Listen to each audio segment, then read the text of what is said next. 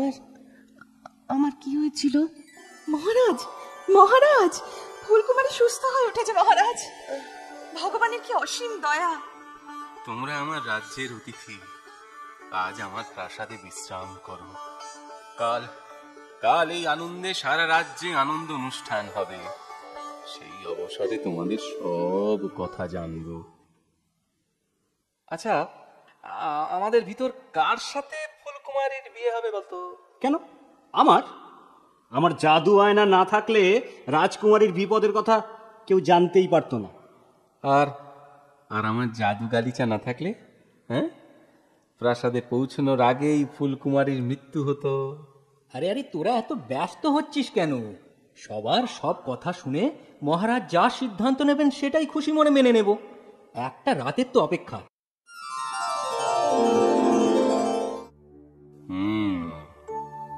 ফুলকুমারীর প্রাণ বাঁচাতে তোমাদের কারো অবদানই কিছু কম নয়, আর সেটাই হলো সমস্যা। এতে এতে সমস্যার কি আছে মহারাজ? আমার জাদু গালিচা না থাকলে সময় মতো এখানেই প্রাসাদে পৌঁছানো যেত না। তা ঠিক, কিন্তু কিন্তু আমার জাদু আয়না না থাকলে রাজকুমারীর বিপদের খবর জানাই যেত না। এটাও ঠিক। আবার নলেশচন্দ্রর হাতে ওই প্রাণ বাঁচানোর জাদু লেবু না থাকলে শেষ রক্ষা হতো না। তোমরা তিনজনই যথার্থ কাজ করেছ, কিন্তু আমার কন্যা একটি। মহারাজ, মহামন্ত্রীর সাথে বরঞ্চ একটা পরামর্শ করে দেখুন, তিনি যদি কোনো পথ দেখাতে পারেন। সে চেষ্টা কি আমি করিনি ভেবেছ? কিন্তু মহামন্ত্রীও কোনো সিদ্ধান্তে আসতে পারেনি। তবে উপায়? উপায় সেটাই তো ভাবছি।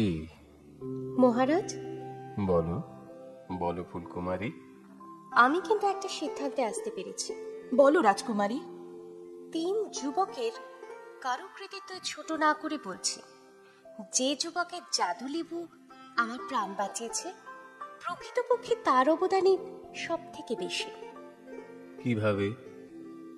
ভেবে দেখুন মহারাজ, জাদু আয়নার অধিকারী যে, তার আয়না কিন্তু এখনো অক্ষত আছে, আর তা আজও সমান কার্যকরী। একই কথা বলবো আমি জাদু গালিচার বেলায়, কিন্তু জাদু লেবু ছিল একটাই। আমার প্রাণ বাঁচানোর পর